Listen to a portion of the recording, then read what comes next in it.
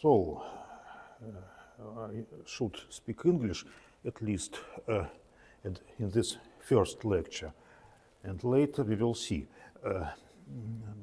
does it have sense or not. We start this course, which is devoted to some aspects of integrable systems. At present, integrable systems is one of the most interesting and important part of mathematical physics. There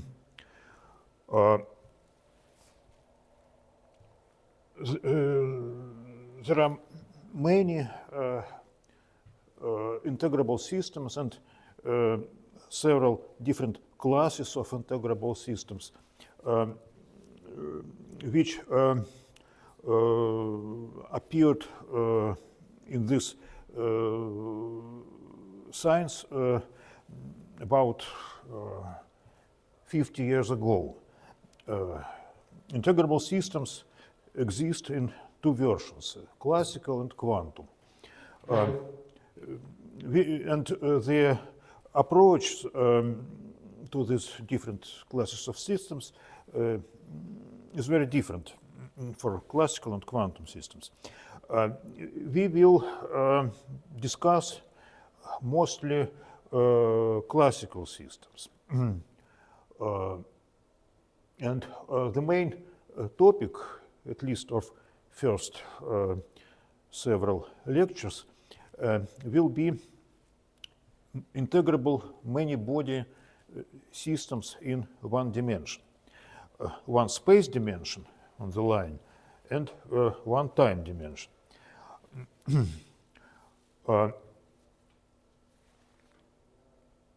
But in the second part of this course, we will connect them with infinite dimensional systems, nonlinear integrable equations, partial differential equations, which such examples are, maybe you know some of them, Korteweg-de Vries equation, Kadamsev-Petriashvili equation, and Tode chain, and many others. They are not, they can be joined in some infinite classes of compatible equations, which are called hierarchies, integrable hierarchies. So, say the Kadamsev-Petriashvili equation itself is only the first member of the infinite hierarchy. And this is a common feature of integrable systems. Each of them is not alone, but a member of infinite hierarchy. Of course, we will need some facts about these integrable nonlinear equations. But we will start from just many-body systems of classical mechanics, like Calogero-Moser model, Ruijsenaars-Schneider model, and some other. And later, in the second part of this course, we will obtain them as dynamical systems for singularities of solutions to partial differential equations. So we fix one variable, say x, which is space variable, and consider solutions which have singularities in this x, for example, poles. And these poles move according to time variable. Their position depends on time. And so you can consider them as particles on the line with some equations of motion. And remarkable fact is that these equations of motion are just can be identified with known many-body integrable systems like Calogero-Moser or Rosenard-Schneider. As an introduction to this course, let me discuss integrable systems in general, namely what classes of them are known, different classes, and then I will fix some part of them which we will be discussing in this course. So, first class is integrable many-body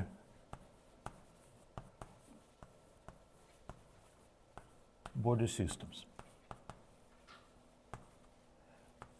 Examples are already said. Calogero-Moser,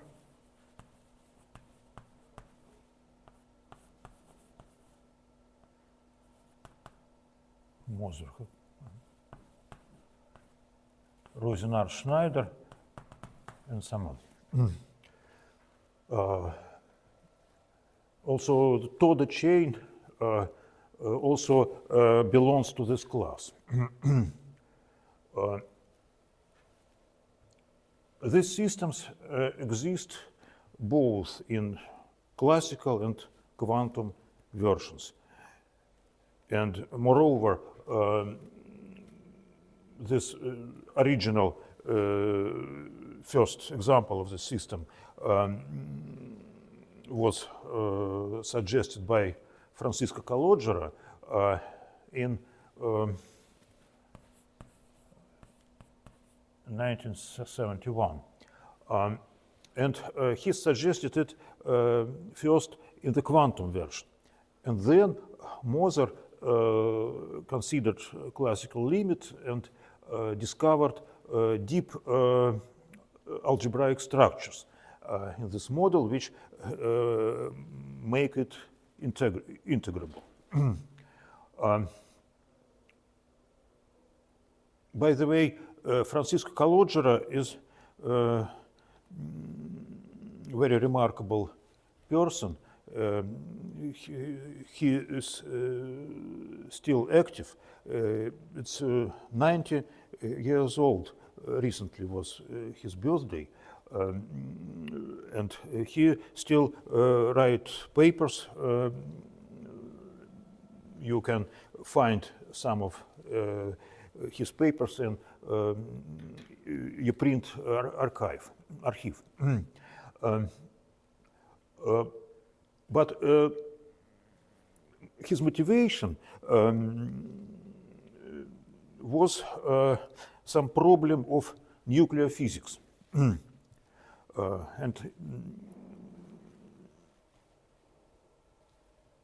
thinking about this problem, he invented this simple model, which is now called after him, Calogero-Moser model. We will discuss it in more detail in this lecture a bit later. Now it's only general introduction. Second is nonlinear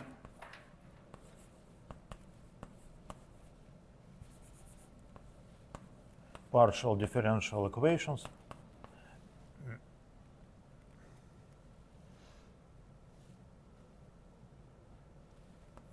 Examples are Korteweg-de Vries, Adamsov-Petviashvili,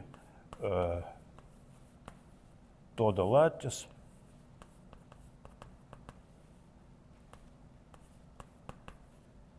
Singardon, and many others. Probably you know some of them.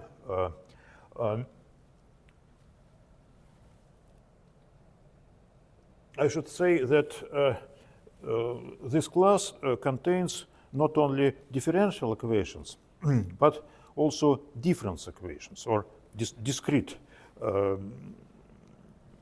And each nonlinear integrable differential equation can be extended to difference equation, discretized in such a way that integrability is preserved. And the theory of difference integrable equations in several variables is in some sense even more beautiful than the theory of continuous equations. And the most remarkable fact is that after discretization, different differential equations become the same. So, in other words, taking some integrable difference equation and performing different continuous limits, you can obtain different equations of this class.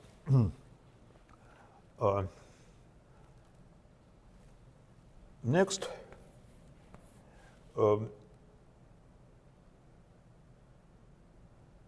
is quantum systems.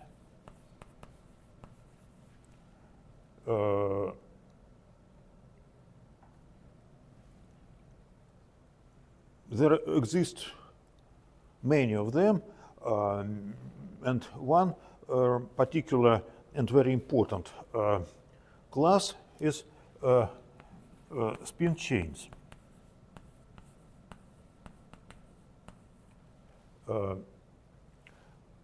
This system is one-dimensional lattice. At each side of lattice is associated some quantum variable, finite dimensional, say spin 1/2 with two states, up and down. And there is some Hamiltonian which introduces interaction to this system. And some of them, of such models, are integrable. For example, the first example of this class was Heisenberg spin chain, suggested by Heisenberg about 100 years ago.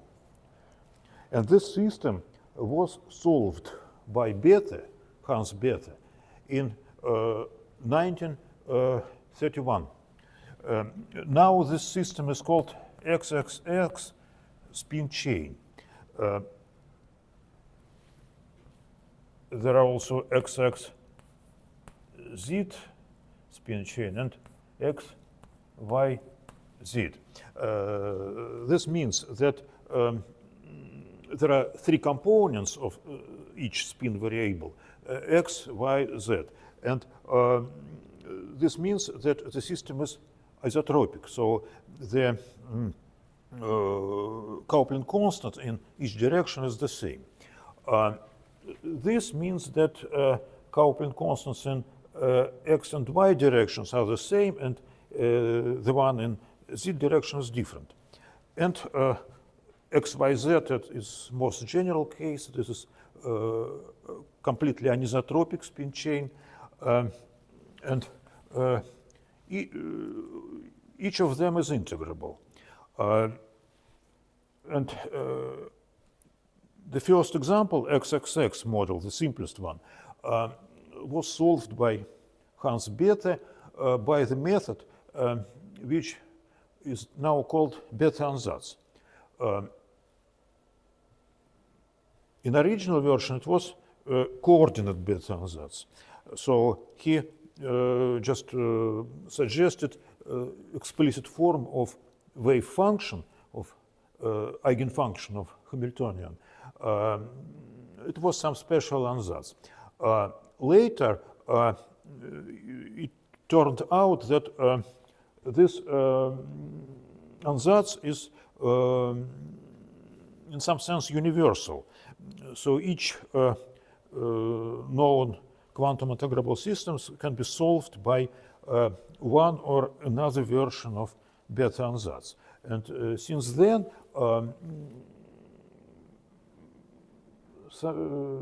several advanced versions of beta ansatz were discovered, such as algebraic beta ansatz. It was created by Leningrad School. Functional beta ansatz, thermodynamic beta ansatz, and maybe some other.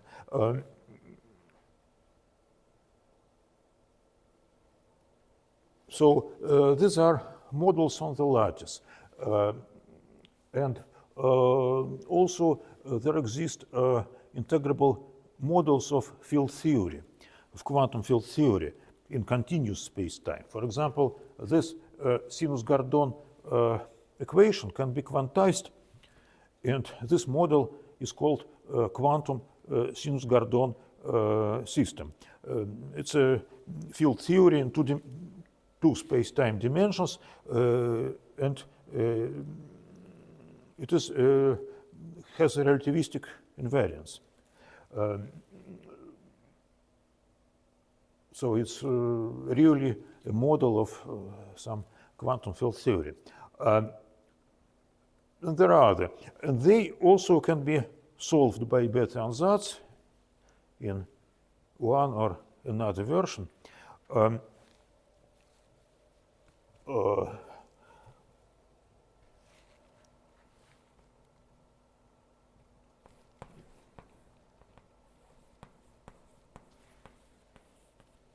Models of quantum field theory. Now there exists a unified general approach to quantum integrable systems, which is called quantum inverse scattering method, invented by the former Leningrad School. And also the method of Baxter's Q operators as an alternative to this quantum inverse scattering method. But we will not discuss this class. I say about it just for general introduction.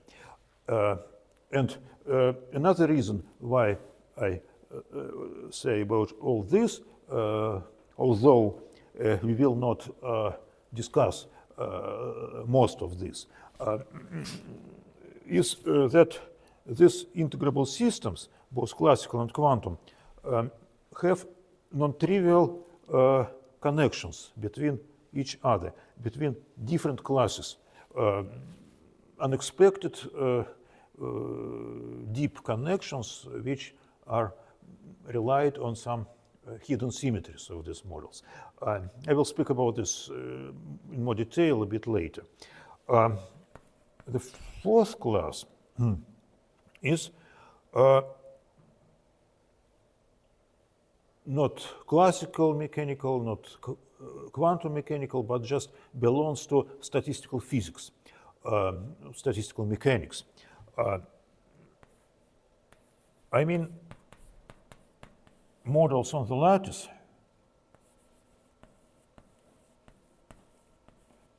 of statistical mechanics.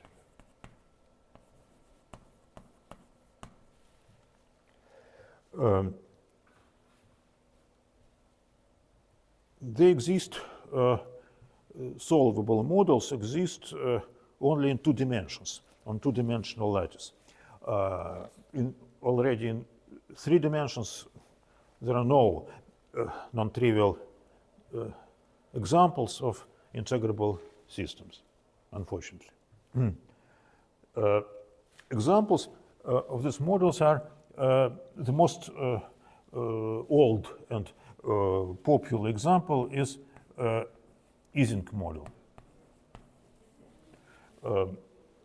This is a model on square lattice, and in each side of the lattice there is a classical spin variable, or just statistical variable, which takes 2 values, plus and minus 1.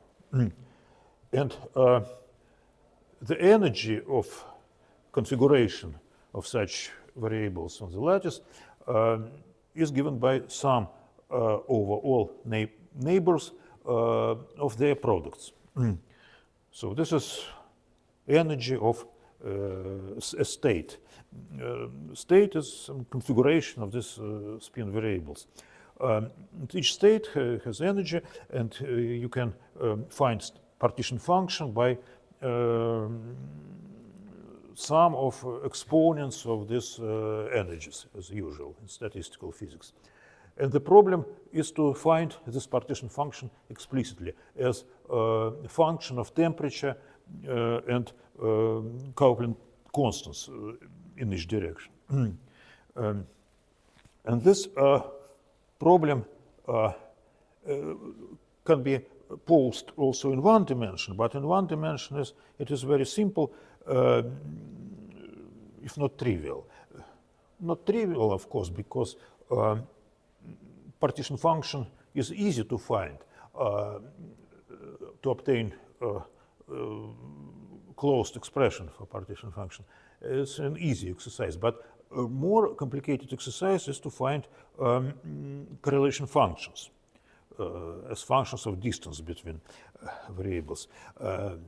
But still it can be solved, and solved in elementary functions.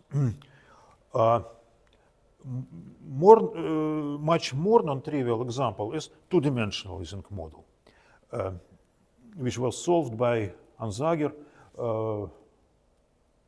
forgot in which year, but quite long ago. And at present there exist at least 5 different methods to solve this 2-dimensional Ising model. By the way, one of them is to represent this model as a model of free fermions on the lattice.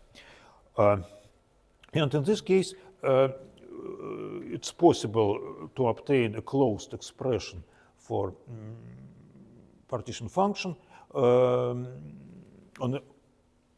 a finite lattice of any size. But the problem of finding correlation functions is very complicated and not completely solved at the moment. There are some results which show non-triviality of this problem. And most of them are related to continuum limit of this model, or thermodynamic limit, when the lattice is very large and it was shown that some kinds of correlation functions, as functions of distance between different spins, are solved in terms of Penlevet equations. You know, Penlevet equations is a remarkable class of partial differential, of ordinary differential equations, and most interesting of them cannot be solved in elementary known, not only elementary but also in known special functions.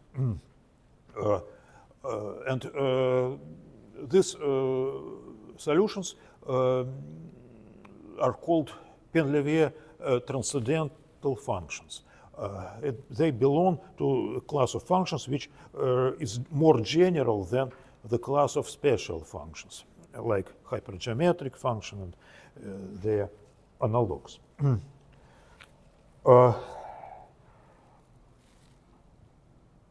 Another important example is so-called six-vertex model. This is a model on square lattice, and in each edge of this lattice there is a variable which is an arrow looking for horizontal edge to the right or to the left, and on the vertical edge to the up or down. These are statistical variables, and the energy, each vertex with some configuration of arrows around it has some energy epsilon, depending on direction of these arrows. And in six-vertex model, only 6 of these vertices have finite energy.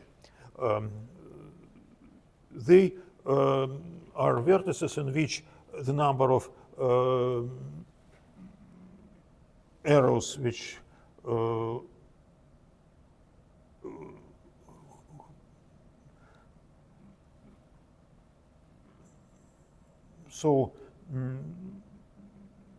arrows which look to this, the number of arrows which look to this point is the same as the number of arrows which looked out of it. There are 6 such vertices, and each of them has its own energy, which are parameters of the model, and the energy of the whole lattice is the sum of over all vertices. And the problem again is to find partition function and correlation functions. This model can be solved by some version of beta-ansatz.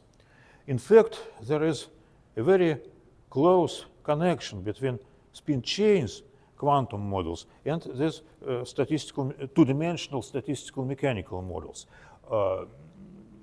Roughly speaking, this direction can be regarded as a space direction, space lattice, and this direction is like discretized time variable. Each vertex is a step of time. And then you can introduce transfer matrices which allow one to come from one row to another, and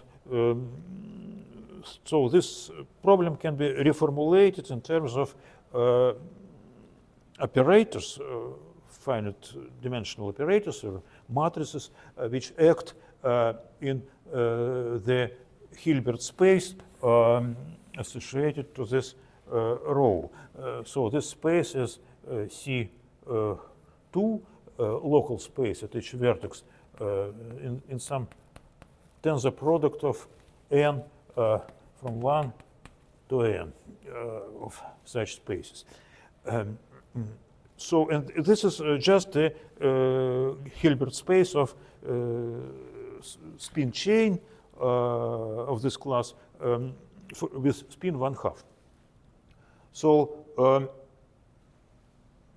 this quantum and classical statistical mechanical problems can be solved by the same technique, which is, generally speaking, one or another version of beta-ansatz. There is also 8-vertex model, which was solved by Baxter, and it is in some sense equivalent to this anisotropic spin chain XYZ model. And there are also their higher analogues with more vertices.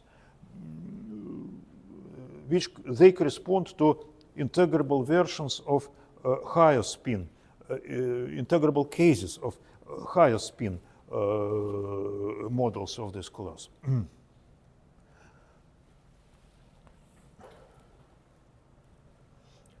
What else? Does there exist some other class?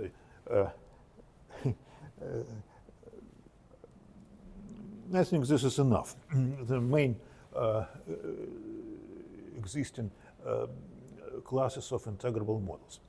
And now, what about connection between them? Some of them I already commented.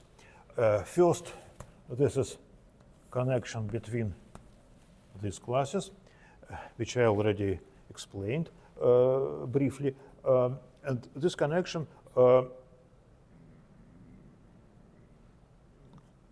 is that systems of this class, many body systems of particles, of n particles on the line, can be obtained as reductions of systems of this class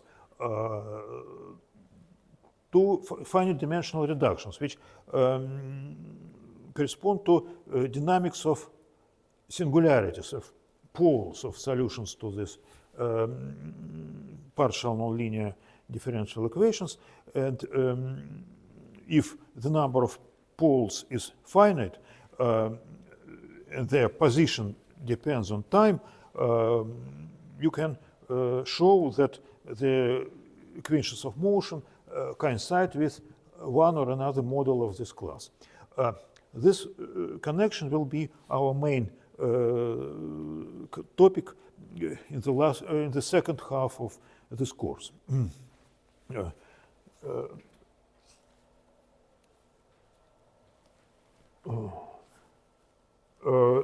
Connection between these two I also already explained, and there is another even more non-trivial connection between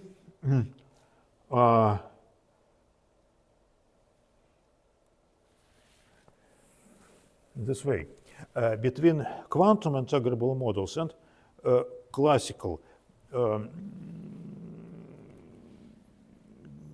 integrable hierarchies of partial differential and difference equations. This connection is rather mysterious, and at present it does not have any conceptual explanation, only some examples. However, there are quite many of them, of examples, and this allows one to think that there is some general structure behind this connection, but this is not known yet. The fact is that classical integrable equations are contains in the structure of quantum integrable systems as exact relations even before classical limit, when Planck's constant is not zero. So the quantum integrable systems are connected with classical ones in two ways, completely different way. The standard, usual point of view is that classical systems can be obtained as classical limits of quantum systems, or vice versa. A quantization of systems of this class gives systems of this class. But this is more or less clear. However, this classical limit in some cases can be very complicated. but everybody believes that it exists, can be defined in a proper way, and no mystery in this connection. But the second very different kind of connection is rather mysterious, that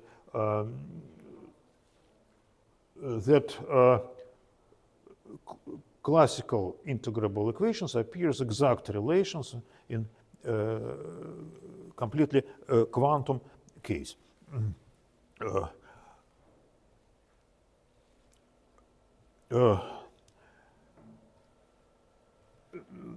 This relation is a separate story, and it can be the subject of the whole course, separate course. But probably later I will say some more words about this connection. Okay. Now, what else can be said in the introduction?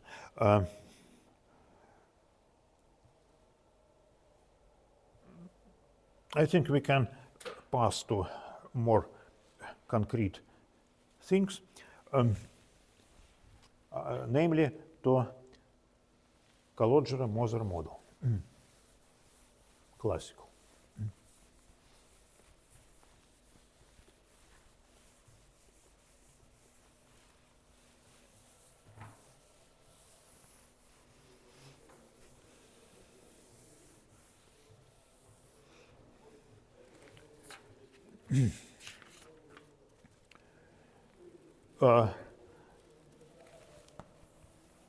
So this is a model of n particles on the line with coordinates x1, x2,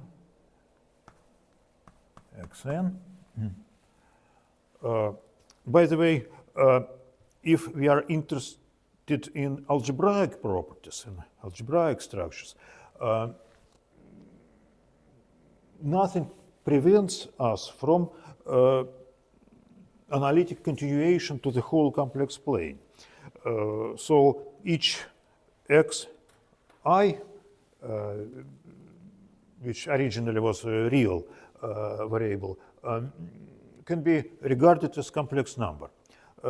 Algebraically, from algebraic point of view, there is no difference. Of course, physical properties of the system are very different when, say, x's are real and if they are pure imaginary.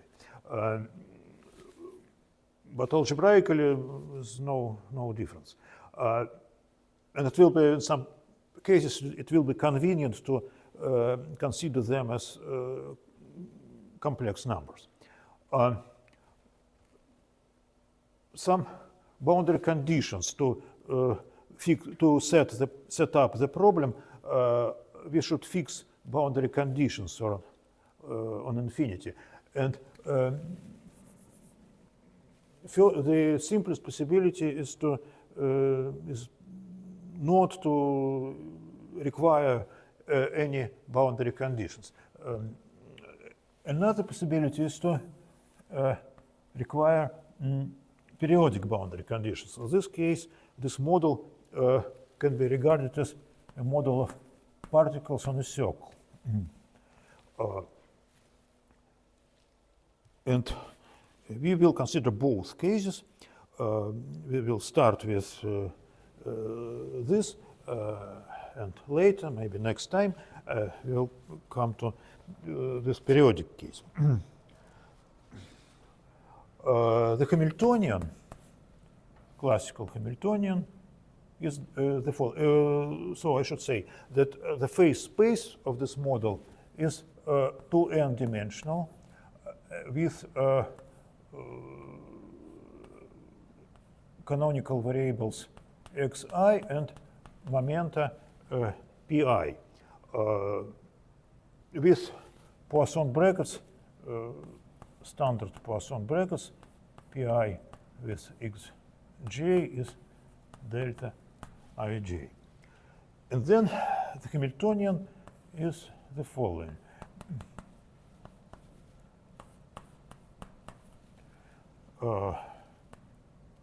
Plus minus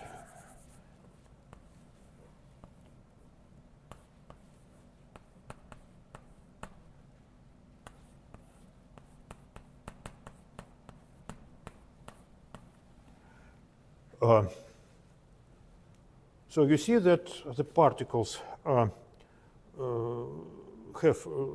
pairwise interaction, and the potential of this interaction is inverse square of distance between particles. This is the simplest case, which is sometimes called rational Calogero-Moser model. Rational because the dependence of coordinates and momenta are rational. G is a Compline constant. If it is real, this sign means that the particle it's attractive interaction. They attract each other. And if G is purely imaginary, this sign becomes plus, and this means that the particle repulsive interaction. They tend to go to infinity finally, when time tends to infinity. Algebraically, there's no difference, but physically, of course, these two cases are very different. We choose sign minus because when we obtain, later we will obtain this system as dynamics of poles of rational solutions to Kadamtsov-Petriashvili equation, as it was first done by Igor Kochever in 1978.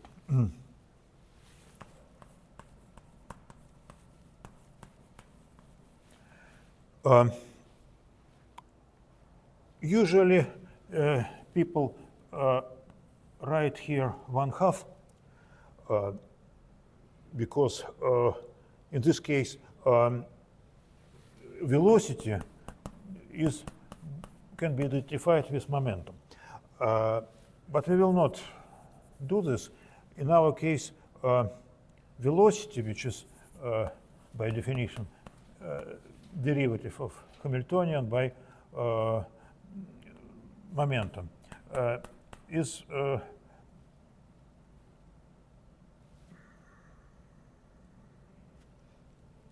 two pi. The reason for this normalization is that this system appears as dynamics of poles of KP equation exactly in this form, with coefficient 1 here, without 1/2. Okay. So this is only one part of Hamiltonian equations, and another part is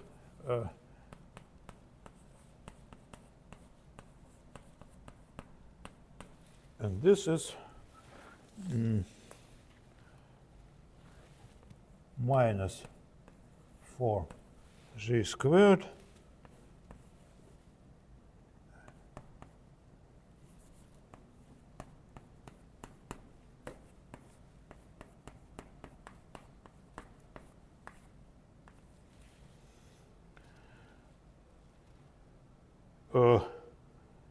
differentiating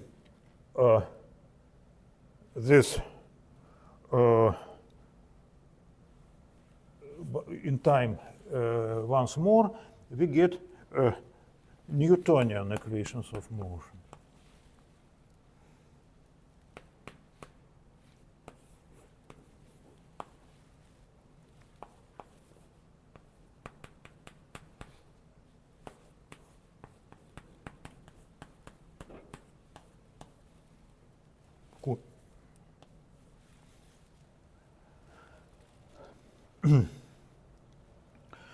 From these equations of motion, it immediately follows that the center of mass, sum of all coordinates divided by n,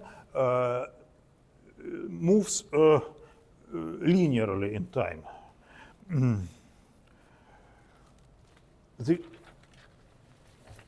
The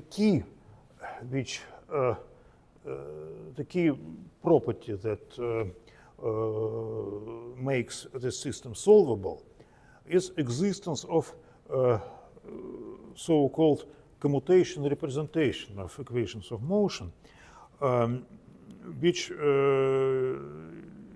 called also Lax representation. So the equations of motion can be represented as a condition of commutation of some matrices. And these matrices, this is what was discovered by Moser. Calogero himself didn't know about this, and Moser found the following representation. There are two n by n matrices, L and M. L is called Lax matrix, and the matrix elements are as follows. This is diagonal part, and this is anti-diagonal part. When I equals j, we have 0 in the denominator, but also the numerator equals 0 identically. So when a equals j on the diagonal, this term should be understood as 0. This is Lax matrix, and M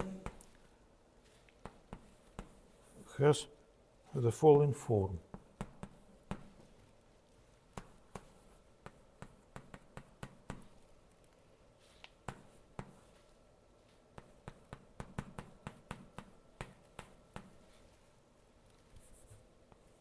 This is diagonal part,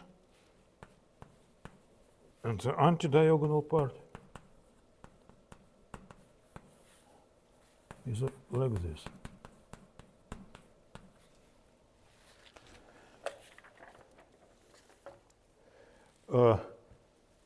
The pair of these matrices is called Lax pair. And the key observation is that the following condition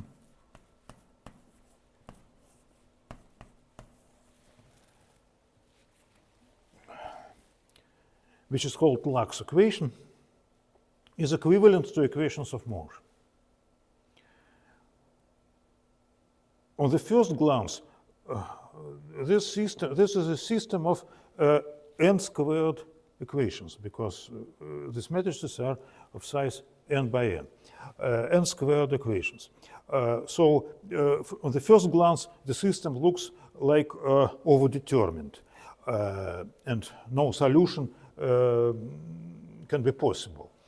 But the explicit calculation shows that, in fact, many of these equations are satisfied identically, and non-trivial conditions appear on the diagonal. So there are just n of them, and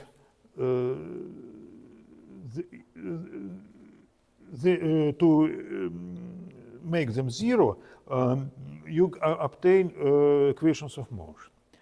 And all non-diagonal elements of this matrix are 0 identically. The very existence of Lax representation is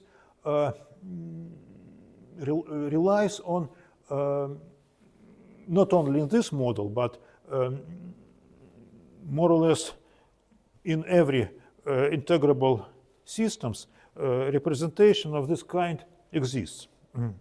lax of this form, or more general, Zakharov-Shabat or zero curvature representation exist. And the existence of such representations relies on deep hidden symmetries of integrable models. To check that this condition is equivalent to equations of motion is a problem for solving at home. By the way, the exam in our course will consist of solving a list of problems, which I will give you in April, and you will have a month to solve them and send me solutions. Most of these problems I will say on the lectures, or the problems on this list. There will be about 10 or maybe some more problems, and they will be selected from problems, larger number of problems, which I will give you at the lectures. And this is one of them.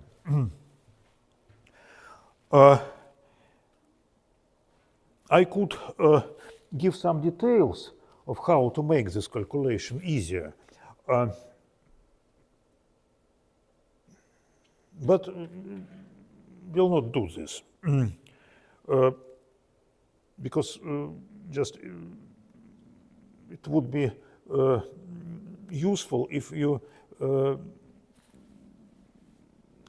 think about it yourself and find how to make this calculation. This is the simplest case when this calculation is necessary. In more general cases, this model exists. It has some deformations. For example, instead of 1 over squared here, you can have sinus of xi minus xj squared. This is so-called trigonometric Calogero-Moser model or Sutherland model. And even more general, instead of this function, you may put here Weierstrass pi function. This is elliptic Calogero-Moser model, and we will discuss it also in some detail.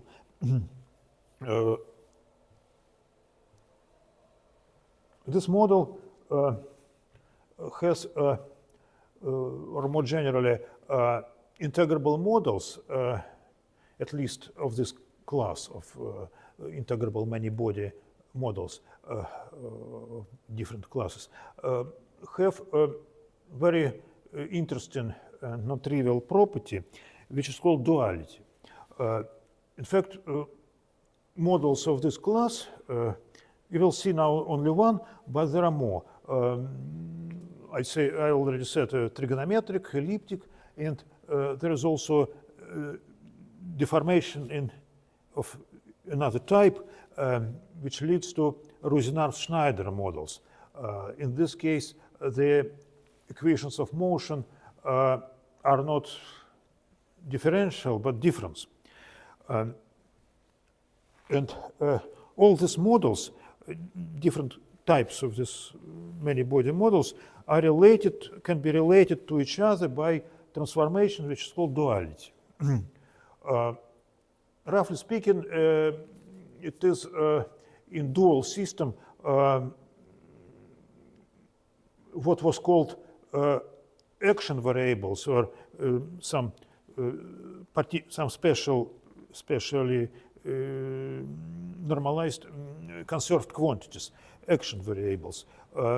They become coordinates in the dual system. And sometimes this transformation makes instead of leading to another system, it preserves the structure of the system. And in this case, the system is called self-dual. And this rational Calogero-Moser model is the simplest example of self-dual models.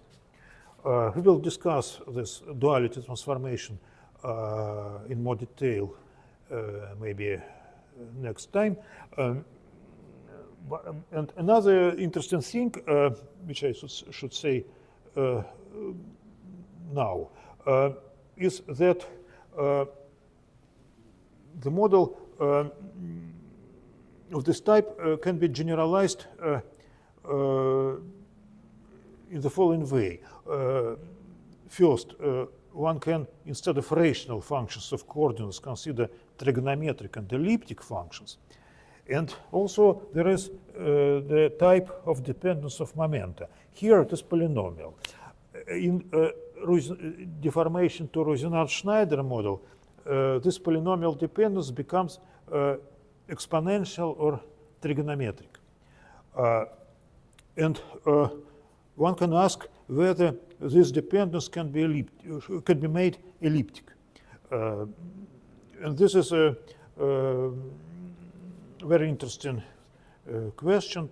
And now, not recently, some very general system was suggested by Karateyev and Shakirov, in which dependence on momenta and coordinates both are elliptic. But this is a very interesting case, but there are many open questions related to it. So this is the work on this case is in progress.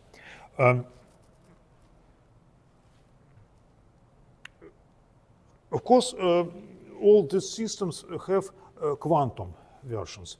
When pi momenta becomes operators, so when pi I is d per dxi.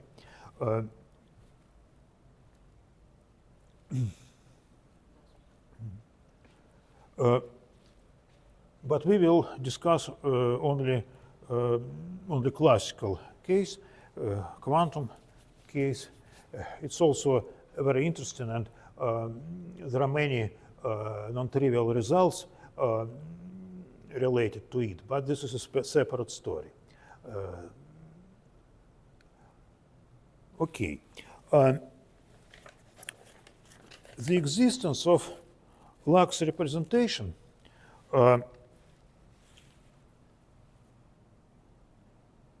helps to find integrals of motion. Because this equation means that evolution of Lax matrix in time is isospectral. So there is some matrix U which makes this similarity transformation. Indeed, differentiating this in time, you get this when M is something like U inverse of U times U. Oh, no. U dot time derivative times U to the minus 1, something like this. And this fact means that any eigenvalue of Lax matrix is integral of motion. Or in another way, you can consider spectral invariance of the Lax matrix. For example, traces of powers of Lax matrices. And these are conserved quantities which are called higher Hamiltonians of Calogero-Moser model. each Hamiltonian leads to its own integrals of motion. And the problem is to write to find explicitly the third one when k equals 3, and find explicitly h3 and derive equations of motion which correspond to this case. When k grows, the form of these Hamiltonians becomes more and more complicated, and the general formula for them is not known. First 4 or 5 can be written explicitly, and there are some time ago there were scientific works, papers devoted to it. People just found explicitly higher Hamiltonians, but general formula is not known. Another way to define conserved quantities is to consider characteristic polynomial of the Lux matrix. So this is some identity matrix minus L. This is a characteristic polynomial. It's also conserved quantity for any lambda. If we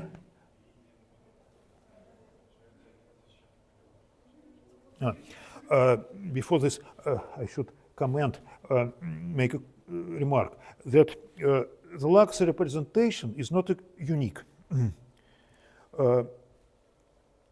And this is a general property. If it exists, it is not unique. There is a whole one-parametric family of Lux, of matrices L and M, which, after imposing this Lux equation, lead to the same equations of motion. So in Lux, let me denote this by Z and one can introduce more general Lux matrix which depends on additional parameter, additional complex parameter lambda.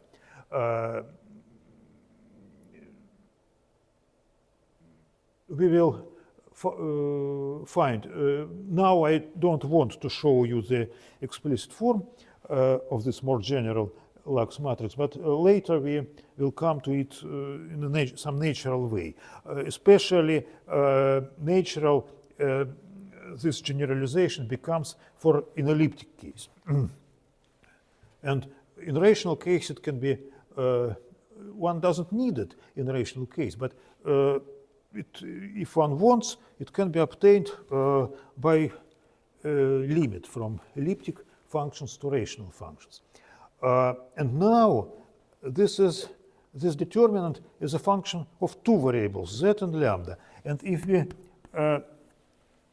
set it equal to 0, this is some equation for two complex variables. And in terms of algebraic geometry, this is an algebraic curve. Two complex variables connected by one equation. This is one-dimensional complex algebraic curve or two-dimensional real Riemann surface. It is called spectral curve for Calogero-Moser model. In the rational case, it's not particularly meaningful. But in the elliptic case, it becomes very important and natural.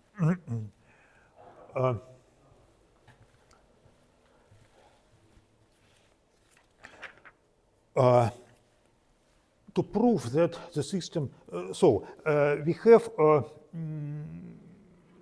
different, a large number of integrals of motion, even infinite number of integrals of motion, and they are, first n of them are independent. And all higher, if the number of particles is finite, equal to n, all higher integrals are already functions of the first n. But the first n are independent. However, to prove that the system is integrable, one should prove that they are in involution. So Poisson brackets between any two of them is 0. In the rational case, it is simple. Some simple argument shows that this is indeed the case, because consider the system with repulsion, when G here is imaginary, sign plus here. Then, if we wait quite a long time, the particles will be very far from each other. Their coordinates tend to infinity.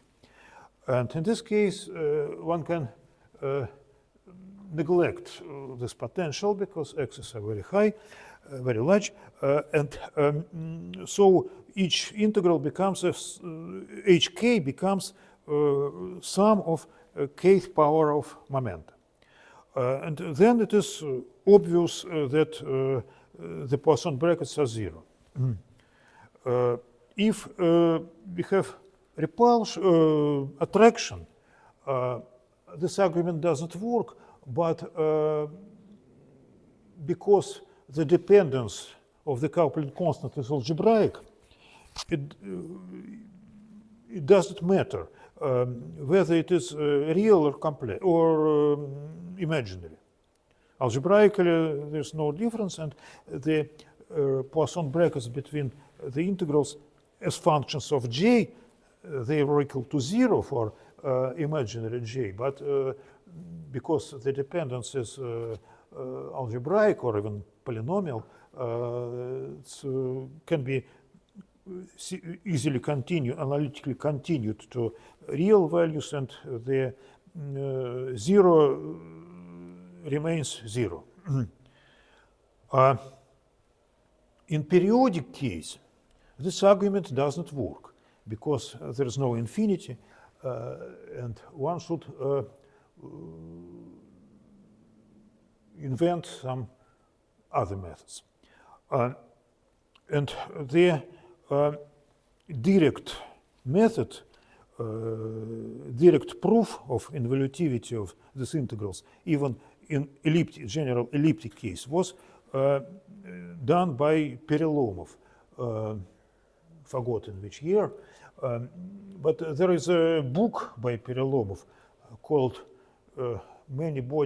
Integrable Many-Body Systems of Classical Mechanics and Lie Algebras. I strongly advise you to look at this book, and you can find many useful things in this book. This is the main literature for this course. By the way, if to speak about literature, I can suggest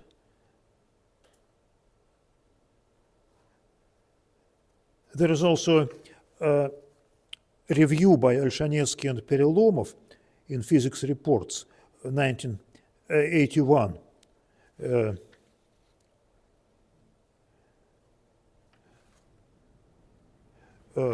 And there are also some books and review articles concerning the second part of this course about nonlinear integrable equations. But I will tell you about them later. And in this book, Perelomov's book, you can find the proof, direct proof, that if lambda and mu are some eigenvalues of Lax matrix, different ones. Suppose the Lax matrix is diagonalized, which is the case of general position.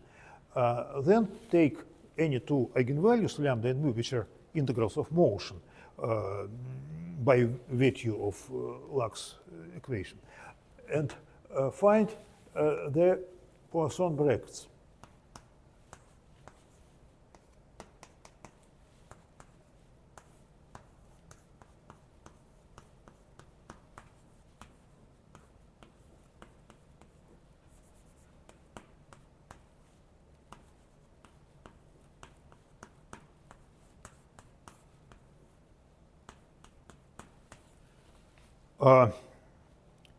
And Perelomov managed to calculate this directly in elliptic case.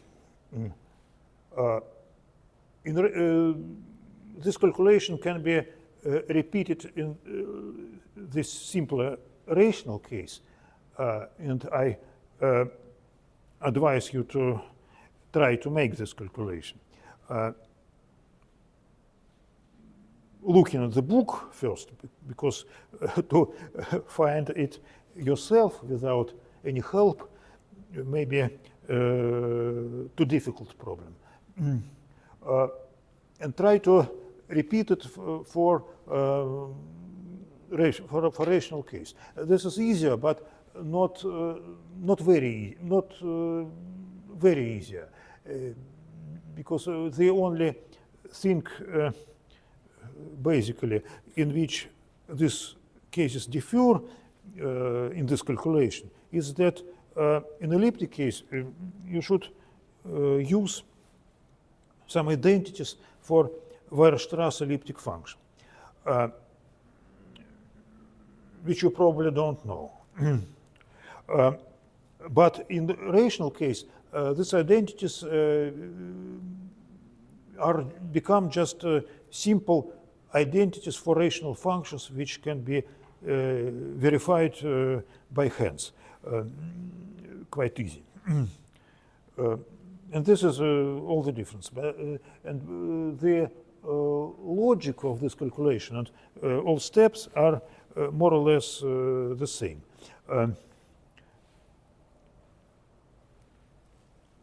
And this calculation shows that the result is identically zero. So these integrals of motion are an involution. So the system is completely integrable. A few words about, in this connection, about Rosenard-Schneider model. In this case, we'll discuss it later, but now I would like to say that the same method to prove the involutivity of integrals of motion doesn't work in the case of Rosenard's models. At least nobody managed to make this calculation. Because the dependence on momenta is more complicated, and so this calculation, it's not clear how to do this. And Rosenard's proved complete integrability of this Rosenard-Schneider model, or it's also called relativistic extension of Calogero-Moser model. Why this is so called, we'll discuss later. And Rosenard's proved involutivity of classical integrals of motion by looking at the quantum model, quantization of this model. And in Rosenard-Schneider model, the integrals of motion are known, both classical and quantum, are known explicitly. And in quantum case, it turned out to be easier to prove commutativity of operators, which are higher Hamiltonians of the quantum model, rather than to prove that Poisson brackets between them is zero.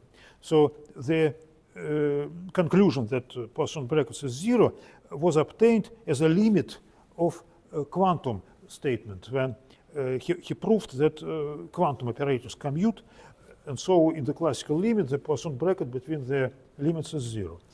And in this way the complete integrability was proved.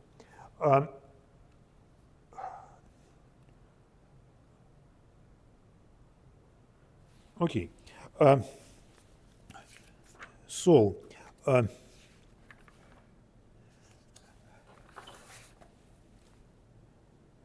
I think the time is over. So next time we will discuss a particular method of finding explicit solutions to this model, which is called projection method, or linearization of equations of motion, linearization of dynamics. The idea is that just the following fact, not obvious fact, takes place. Consider linear dynamics in larger space, not in the space, not in n-dimensional space, but in n-squared dimensional space, in the space of matrices, n by n. And considering the space linear dynamics, A is some matrix, n by n, T is time, and some matrix B. And it turns out that dynamics of eigenvalues of this matrix is Calogero, they move as Calogero particles. Not obvious, but we'll prove this next time. But more general, more precise statement is as follows. Consider such matrix.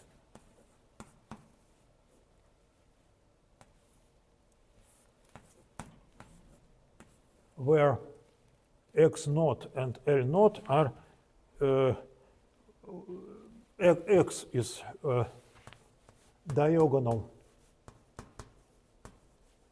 matrix with diagonal elements x1, xn. X naught is its value at 0 time, and L naught is the value of flux matrix at 0 time. And consider this matrix, or rather determinant of this matrix, and the statement is that it is equal to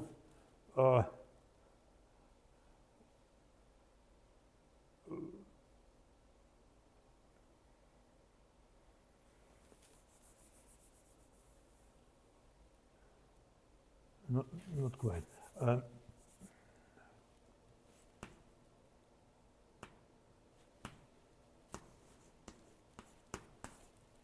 Some lambda, the determinant of this matrix is lambda minus x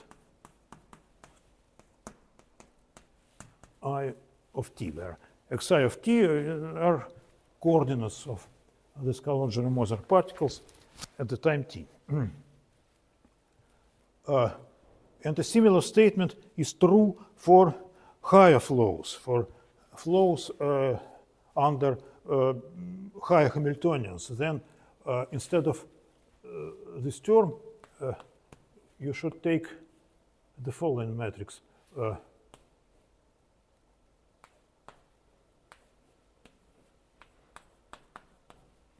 The k minus 1 power of L naught. And the eigenvalues of this matrix move in time like Calogero-Moser particles with respect to HK flow, HK Hamiltonian flow. So we will prove this statement next time, and also next time we will